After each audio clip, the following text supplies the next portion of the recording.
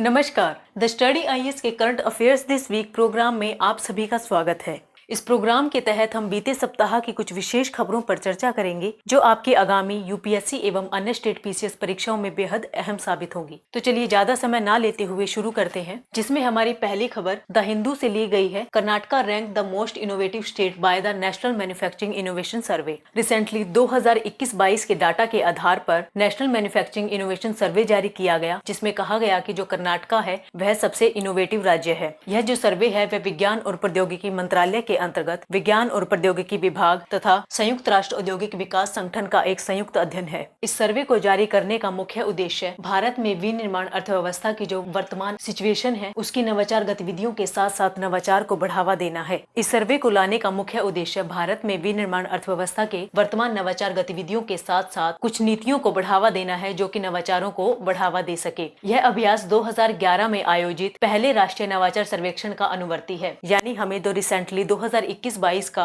National manufacturing सर्वे देखने को मिला है, यह 2011 का एक अनुवर्ती है। 2021-22 के अध्ययन में हमें दो आयामी सर्वेक्षण देखने को मिलते हैं, जिसमें हमें कहा गया है कि नवीन फर्मों के निर्माण में नवाचार प्रक्रियाओं, परिणामों और बाधाओं की भी जांच की जाएगी। जो इन फर्मों के नवाचार से होने वाले परिणाम है उससे हमारे पारिस्थितिकी तंत्र को क्या प्रभाव पड़ेगा उसका उसमें अध्ययन किया जाएगा। इसके साथ साथ कहा गया कि भारत की विनिर्माण अर्थव्यवस्था में वर्तमान नवाचार की गतिविधियों के साथ साथ नवाचार के लिए बाजार की मांग को सुविधाजनक बनाना है, यानी जो लॉजिस्टिक लागतें हैं उसको कम करना है तथा सामान तक पहुंच को आसान बनाना है। इसके अलावा कहा गया कि जो संगठनात्मक कठोर को नेगेटिव करने के साथ साथ कुछ नीतियों को बढ़ावा दिया जाएगा जो अनुभवजन्य समझ को बढ़ावा देगी, जो कि बाजार से रिलेटेड मांग है उसको सुविधाजनक बनाएगी। इसके अलावा इसमें हमें एक चार्ट दिया गया है, जिस चार्ट में नेशनल मैन्युफैक्चरिंग इनोवेशन सर्वे के द्वारा 2021-22 के अंतर्गत कंपनियों के द्वारा किस किस क्षेत्र में कितना प्रतिशत अपने फंड का यूज किया गया है उसके बारे में बताया गया है। जिसमें बताया गया कि केटरिंग टू सीएसआर जो कि 17.35% है, वही रिड्यूस कॉस्ट जो कि 24.71% है। इसके अलावा इंक्रीज मार्केट प्रेजेंस जो कि 30.75% है। यानी इसके अंतर्गत हमें यह जो डाटा है वह ऊपर की ओर बढ़ता दिखाई दे रहा है। इस सर्वे के अंतर्गत बताया गया कि जो इनोवेटिव फर्म्स हैं उनकी सर्वाधिक संख्या हमें तेलंगाना, कर्नाटका और तमिलनाडु में देखने को मिलती है। वहीं इनोवेटिव फर्म्स की सर्वाधिक कमी हमें ओडिशा, बिहार और झारखंड के क्षेत्रों में देखने को मिली। वहीं मैन्युफैक्चरिंग फर्म्स की जो संख्या है वो सर्वाधिक मात्रा में हमें कर्नाटक में देखने को मिली। उसके पश्चात दादर और नागर हवेली, दमन और दीव, तेलंगाना और तमिलनाडु का स्थान आता है। इस सर्वेक्षण में कुल 8000 फर्म्स को शामिल किया गया था, जिसमें हमें 3/4 हिस्सा एमएसएमई क्षेत्र का देखने को मिलता है। यानी 8000 में से 6000 फर्म एमएसएमई क्षेत्र से जुड़ी हुई थी।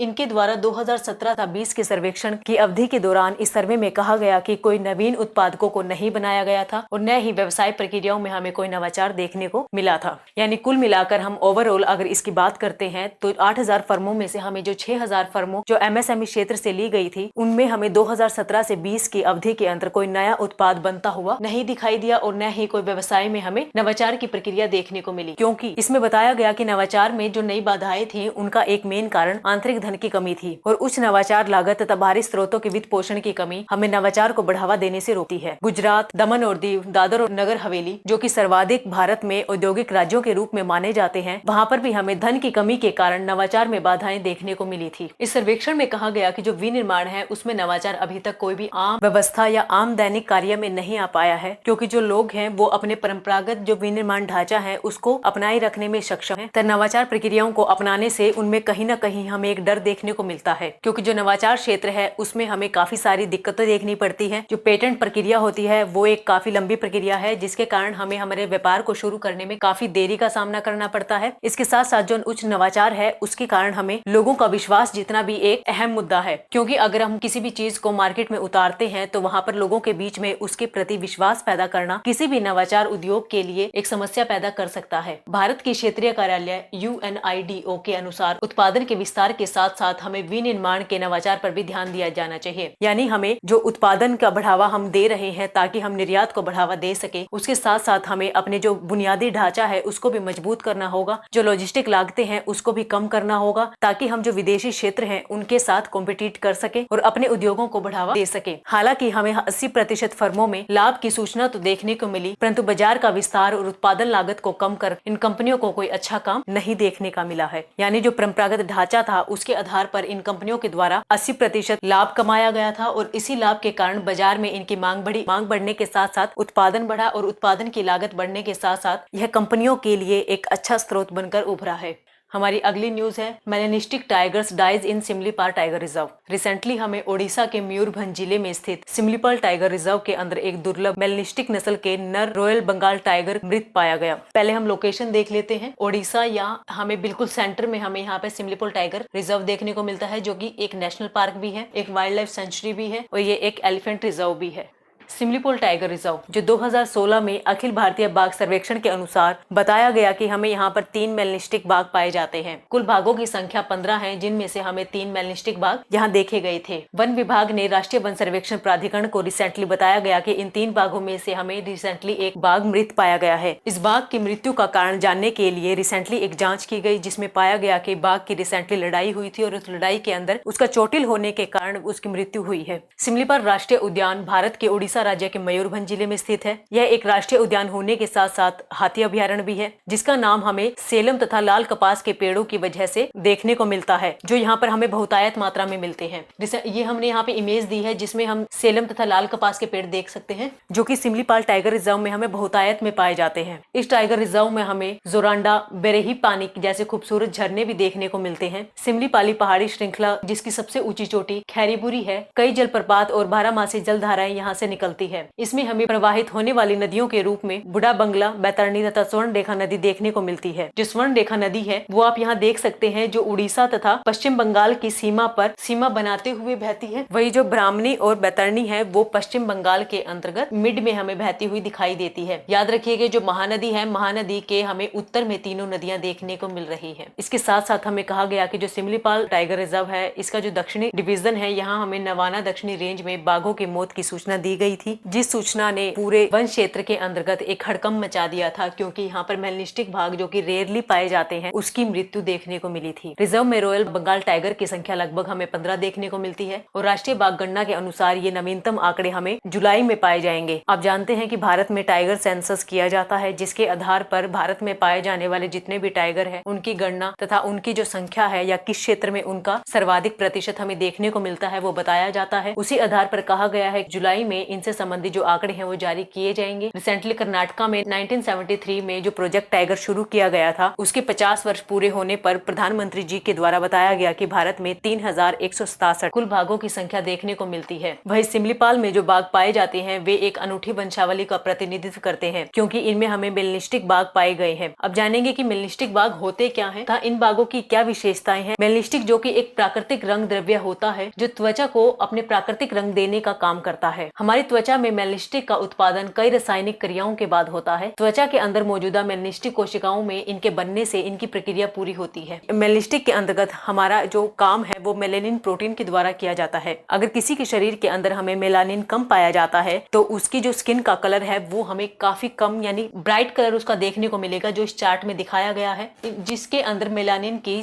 मात्रा हमें अधिक देखने को मिलती है, उसका जो स्किन कलर है वो हमें थोड़ा डार्क देखने को मिलता है। और जो सिमलीपाल टाइगर रिजर्व में हमें जो टाइगर्स मिले थे उनमें हमें जो मेलानिन की मात्रा थी वो अधिक देखने को मिलती थी, जिसके कारण जो उनकी धारियां थी, धारियों की हमें संख्या अधिक देखने को मिली, जो उनको एक नया रूप प्रदान करती थी। मेलेनिन एक पिगमेंट है जो कि बालों, त्वचा और आंखों के रंग को गहरा बनाती है। शरीर में जितना अधिक मेलेनिन का उत्पादन होता है हमारी त्वचा उतनी गहरी दिखाई देती है, और कम मेलानिन उत्पादन के साथ साथ त्वचा का रंग भी हल्का होता जाता है और हम उस व्यक्ति को गोरा व्यक्ति कहते हैं। यानी आप जैसे जैसे इक्वेटर के पास जाते जाएंगे आपको वहां पर थोड़ा स्किन का कलर है वो डार्क देखने को मिलता है, और वह स्किन का कलर डार्क मेलानिन पिगमेंट के कारण होता है। यह पिगमेंट जितना अधिक होता है उतना स्किन का कलर डार्क होगा, जो कि सूर्य से आने वाली जो पराबैंगनी विकिरणें हैं उनसे हमें सुरक्षा प्रदान करता है। वहीं जिन लोगों की स्किन बहुत ज्यादा ब्राइट होती है या गोरी, जिसे हम नॉर्मल लैंग्वेज में गोरा कहते हैं, उनके अंदर हमें मेलानिन जो पिगमेंट है वो कम देखने को मिलता है। और आपने देखा होगा कि जो हमें उत्तरी क्षेत्रों में या ध्रुवीय क्षेत्रों में जो लोग देखने को मिलते हैं वो सूर्य से आने वाली जो पराबैंगनी विकिरणें हैं उनसे बचने के लिए ऑलमोस्ट ऑलमोस्ट सनस्क्रीन का ज्यादा यूज करते हैं। क्यों? क्योंकि उनकी जो स्किन है वो जलने स्टार्ट हो जाती है, क्योंकि उनके अंदर हमें मेलानिन जो पिगमेंट है वो कम देखने को मिलता है, और जहाँ पर कम पिगमेंट होगा वो उन्हें नुकसान पहुंचाएगा। वो गोरे अवश्य दिखेंगे, बट उनसे जो सूर्य से आने वाली जो पराबैंगनी विकिरणें हैं उनसे उनको नुकसान देखने को मिल सकता है। हमारी अगली न्यूज है, India slip in world press freedom index rank 161 out of 180 countries. Recently global media watchdog reporters without borders के द्वारा वर्ल्ड प्रेस फ्रीडम इंडेक्स जारी किया गया, जिसमें भारत की जो रैंकिंग है वो 180 देशों में से 161वीं बताई गई है। जो 2022 की जो हमारी रैंकिंग 150 थी उसके स्थान पर हमें कमी देखने को मिली है। 2018 या 19 के यूपीएससी के पेपर में ये पूछा गया था कि जो वर्ल्ड प्रेस फ्रीडम इंडेक्स है वो किसके द्वारा जारी किया जाता है। तो आप अपने एग्जाम में बैठने से पहले जो भी रिपोर्ट्स हैं, जो इम्पोर्टेंट रिपोर्ट्स है जो वर्ल्ड में जारी की जाती है, उनके जो जारी करता है उनके बारे में अवश्य जानिएगा, और उसमें भारत की जो रैंकिंग है उसे एक बार आप जरूर देख लीजिएगा। इस रिपोर्ट में भारत की जो पड़ोसी देश है उन पड़ोसी देशों की क्या स्थिति बताई गई है। सूचकांक में जो पाकिस्तान की स्थिति में सुधार हुआ है, यानी भारत की अपेक्षा जो पाकिस्तान है वहां पर जो रिपोर्टर्स हैं उनको ज्यादा स्वतंत्रता है, वो ज्यादा खुलकर बात कर सकते हैं या अपना पक्ष रख सकते हैं, क्योंकि इनकी रैंकिंग हमें 2022 में 157 देखने को मिली थी, जो रिसेंटली अभी 150 हो गई है। श्रीलंका में भी सूचकांक में महत्वपूर्ण सुधार हुआ है, जो 2022 में 146 थी और अभी रिसेंटली 135 है। शीर्ष देशों में हमें नॉर्वे, आयरलैंड, डेनमार्क तथा नॉर्डिक जो तिगड़ी जिसे हम कहते हैं वो प्रेस स्वतंत्रता के क्रमशः 3 पदों पर स्थित है। वियतनाम, चीन और उत्तरी कोरिया इस पायदान में सबसे निचले स्थान पर बने हुए हैं। अब इसमें देख सकते हैं कि जो भूटान है वो 90th नंबर पर है, श्रीलंका 135, पाकिस्तान 150, अफगानिस्तान 152, बांग्लादेश 163। यानी एकमात्र बांग्लादेश ऐसा है जो कि भारत से ज्यादा पिछड़ा हुआ है। भारत की अभी रिसेंटली सिचुएशन है वो 161 पर बनी हुई है और जो बांग्लादेश है वो 163 पर है। अब जानेंगे कि विश्व प्रेस स्वतंत्रता दिवस जो कि हर साल 3 मई को मनाया जाता है, उसे लाने के मुख्य उद्देश्य क्या थे। सर्वप्रथम रिपोर्टर विदाउट बॉर्डर हर साल प्रेस की स्वतंत्रता की वैश्विक रैंकिंग जारी करता है। यह एक एनजीओ है जिसका मुख्यालय हमें पेरिस में देखने को मिलता है। इसे संयुक्त राष्ट्र के सलाहकार के रूप में भी दर्जा दिया गया है। इसका मुख्य उद्देश्य मीडिया की स्वतंत्रता की रक्षा की बात करना है। इसके साथ साथ राजनीतिक, आर्थिक, कानूनी और सामाजिक हस्तक्षेप से स्वतंत्र और पत्रकारों के शारीरिक, सामाजिक, मानसिक सुरक्षा के खतरों का भी अभाव के बारे में चर्चा की जाती है, ताकि उनके सार्वजनिक हितों पर, समाचारों के चयन पर, उनके उत्पादन तथा जो प्रेस है उसके ब्रॉडकास्टिंग से संबंधित जो उनकी क्षमता है उसको बढ़ाया जा सके। हमें 2022 और 2023 में भारत के द्वारा जो रैंकिंग प्राप्त की गई है, उस रैंकिंग के अंतर्गत भारत के द्वारा जो विभिन्न क्षेत्रों में यानी सामाजिक, आर्थिक, कानूनी, सामाजिक में जो हस्तक्षेप देखने को मिला है उसमें किस किस क्षेत्र का कितना प्रतिशत है वो बताया गया है। हमारी अगली खबर है, what is the Washington declaration. Recently दक्षिण कोरिया के राष्ट्रपति यून सुक येओल अमेरिका के साथ अपने संबंधों की 70वीं वर्षगांठ मनाने के लिए अमेरिका पहुंचे थे। उनकी यात्रा थी काफी आकर्षक थी, क्योंकि परमाणु निवारक रणनीति के रूप में वॉशिंगटन डिक्लेरेशन पर रिसेंटली इनके द्वारा हस्ताक्षर किए गए थे। तो अब जानेंगे कि जो वॉशिंगटन डिक्लेरेशन है ये क्या है तथा इसे लाने का पर्पस क्या था।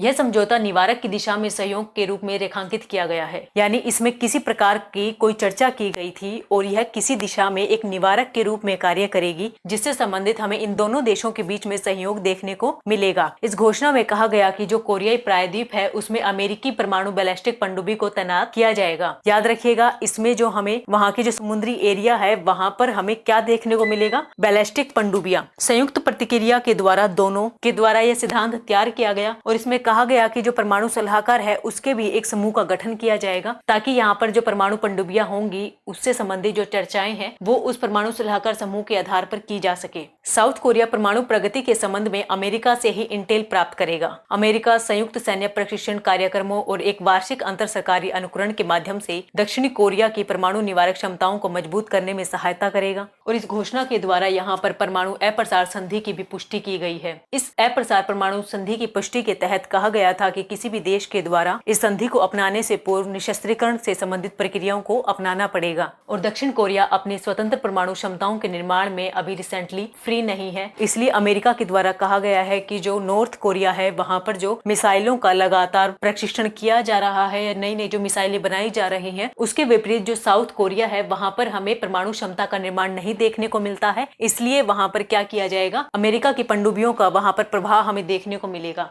इसके अलावा कहा गया कि जो गठबंधन है, इस गठबंधन का एक मुख्य कारण यहाँ पर निवारक उपायों के रूप में ध्यान दिया गया है, यानी जो नॉर्थ कोरिया है उसके द्वारा जो नई नई मिसाइल्स का निर्माण किया जा रहा है, उन मिसाइल्स के कारण जो साउथ कोरिया खतरे में खुद को महसूस करता है, उससे संबंधित निवारक उपायों को अपनाने के एक रूप में यहाँ पर पनडुब्बियों का गठन किया जाएगा। याद रखिएगा, जो वॉशिंगटन वॉशिंगटन डिक्लेरेशन है, इसका मेन उद्देश्य साउथ कोरिया के जो आसपास जो सी लगते हैं वहां पर हमें अमेरिका की पनडुब्बियां या अमेरिका के जो परमाणु हथियारों से संबंधित जो टैंक हैं वो हमें देखने को मिलेंगे। यह अमेरिकी राष्ट्रपति को परमाणु टकराव की स्थिति में अमेरिका के परमाणु शस्त्रागार के उपयोग करने की एकमात्र प्राधिकार के रूप में भी अनिवार्य करता है। यह समझौता अस्तित्व दक्षिण कोरिया की सुरक्षा आवश्यकताओं पर आश्रित है। यह नीति बड़ी शक्ति की रणनीति को दर्शाता है। यह बड़ी शक्ति यूएसए के हितों के प्राथमिकता दी गई है। अब जानेंगे कि ये जो डिक्लेरेशन लाई गई है इसका मेन पर्पस क्या है। हमने पहले ही चर्चा की थी कि जो नॉर्थ कोरिया है अभी वो नए नए मिसाइलों को बना रहा है,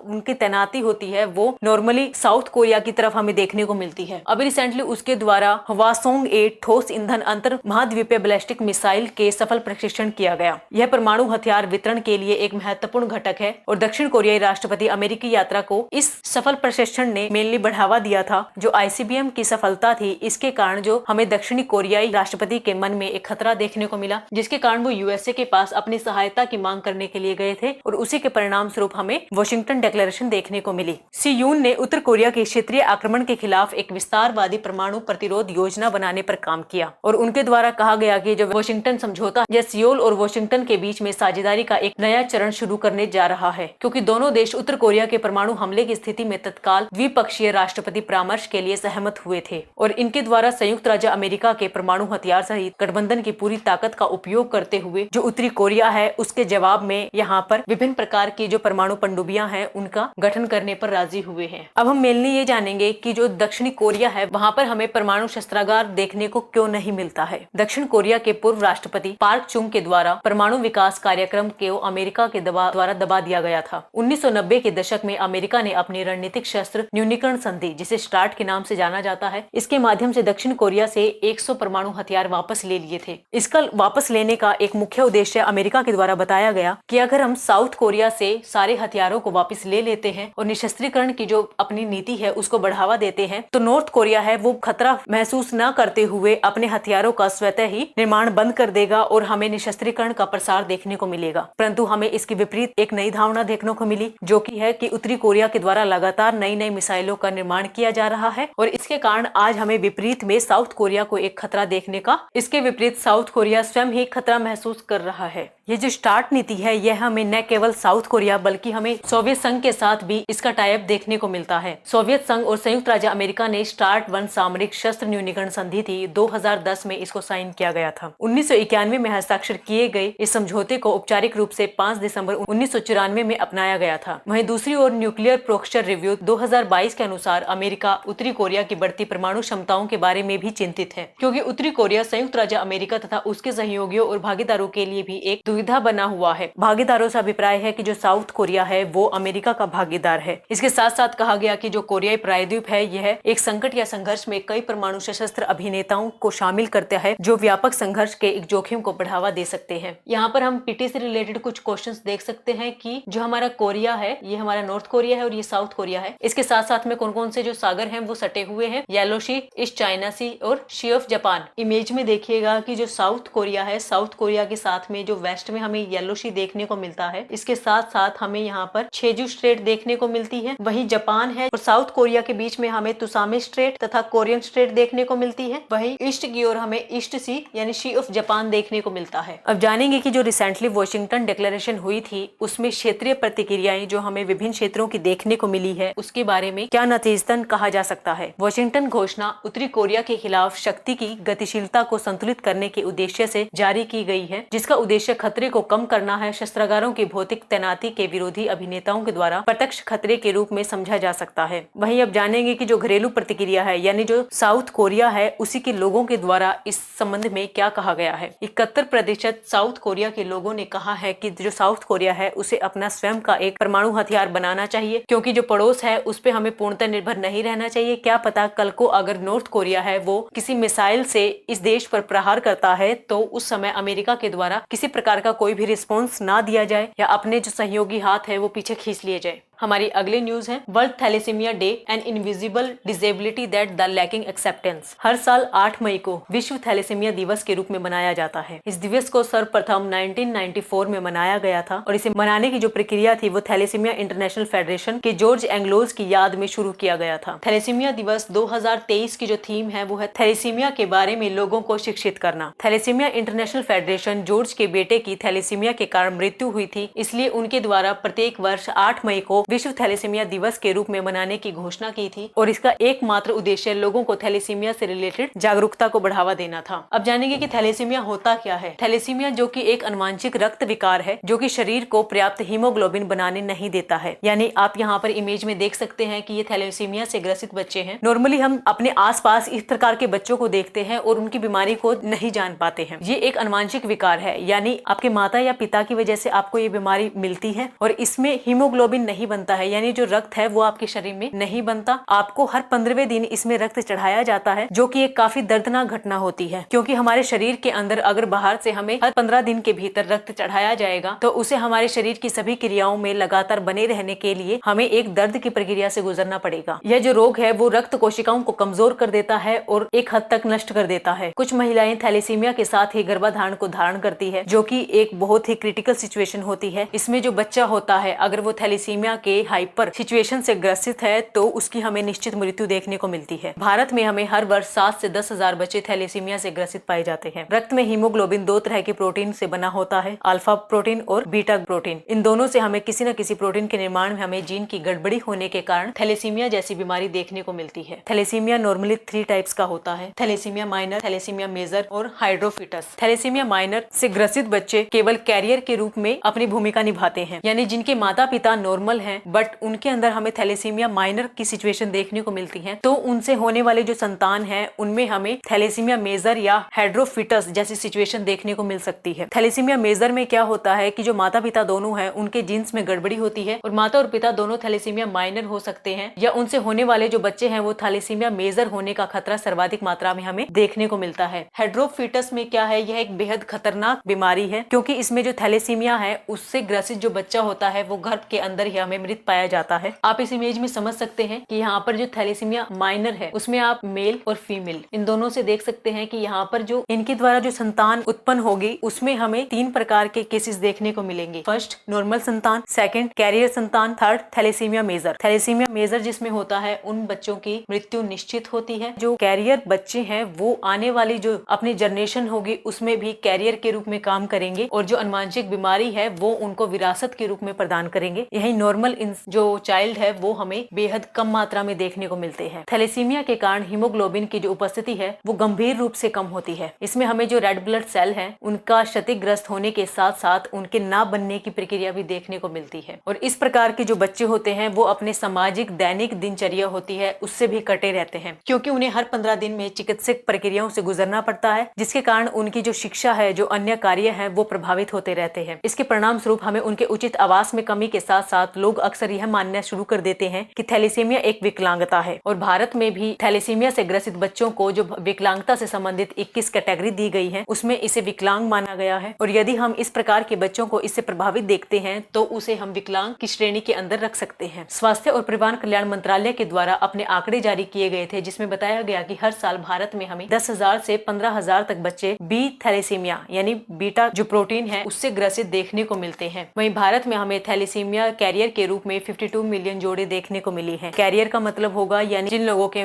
बीच में हमें जो थैलेसीमिया माइनर के रूप में पाया जाता है। थैलेसीमिया ट्रेट कैरियर के लोग वे लोग होते हैं जिनमें विकार नहीं होता है बट वे एक जीन उनका थोड़ा सा डिफेक्टेड होता है जो अपने संतान में एक विकार बन सकता है। यदि उनका साथी भी थैलेसीमिया वाहक है तो यह निश्चित हो जाता है कि उनकी जो होने वाली संतान होगी वो थैलेसीमिया से ग्रसित होगी। यानी अगर किसी व्यक्ति के अंदर हमें थैलेसीमिया माइनर पाया जाता है तो उससे होने वाली संतान है वो नॉर्मल भी हो सकती है या एक कैरियर के रूप में भी हो सकती है, बट उनका पार्टनर है वो भी अगर माइनर थैलेसीमिया से ग्रसित है तो उन निश्चित ही उन दोनों से होने वाली जो संतान होगी उसके ज्यादा चांसेस बढ़ जाते हैं कि उसमें थैलेसीमिया कैरियर या थैलेसीमिया के हाइपर जो सिचुएशन है वो उससे ग्रसित हो और हाइपर सिचुएशन में हमें उस व्यक्ति की मृत्यु निश्चित देखने को मिलती है। इस संबंध में सरकार के द्वारा भी कुछ उपाय किए गए हैं जिसमें राष्ट्रीय स्वास्थ्य मिशन में हीमोग्लोबिन पैथी के रोकथाम तथा प्रबंधन के लिए दिशा निर्देश जारी किए गए। इसमें सरकार के द्वारा कहा गया कि जो थैलेसीमिया है वो सिकल सेल रोगियों की देखभाल में सुधार करना करना और स्क्रीनिंग तथा जागरूकता रणनीतियों के माध्यम से हीमोग्लोबिन पैथीन के प्रसार को कम करना है। इसके साथ साथ जो रोगी होते हैं उन्हें सुरक्षित रक्त प्रदान किया जाए, आवश्यक दवाओं की जो वित्तीय सहायता है वो प्रदान की जाए तथा इनके शीघ्र निदान तथा हस्तक्षेप प्रोटोकॉल से संबंधित जो सामुदायिक शिक्षा है, उनकी जो दैनिक दिनचर्या है जो इसके कारण प्रभावित होती है, उसकी देखभाल से संबंधित प्रावधानों को लागू किया जाना चाहिए। भारत में अमेरिकन सोसाइटी ऑफ हेमेटोलॉजी के अनुसार कहा गया कि केवल 50% रोगी ही 27 वर्ष की आयु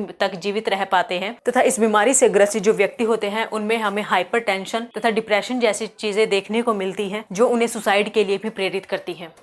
आज के सेशन में बस इतना ही। मिलते हैं अगले सप्ताह नेक्स्ट सेशन में। तब तक के लिए हमारे चैनल से जुड़े रहें एवं चैनल को लाइक और सब्सक्राइब ज़रूर करें। Thank you.